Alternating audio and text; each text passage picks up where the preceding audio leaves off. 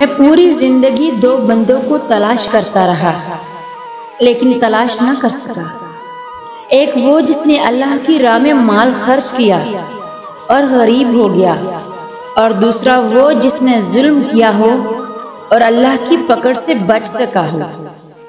वो लोग जो मतलब के लिए पाँव पकड़ सकते हैं, वो लोग जो मतलब के लिए पाँव पकड़ सकते हैं, वो लोग मतलब ना निकलने पर आपका गिरेबान भी पकड़ सकते हैं।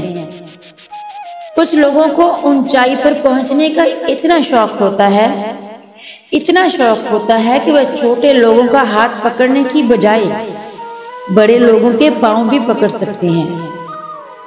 मैं कितना ही ताकतवर क्यों ना हो जाऊं, हर शाम को जिंदगी का एक दिन कम हो जाता है और मैं उसे रोक भी नहीं सकता। लेकिन वो मेरा अल्लाह इतना मेहरबान है कि हर रोज एक नई सुख देकर मोहलत देता है कि शायद मेरा बंदा माफी मांग ले।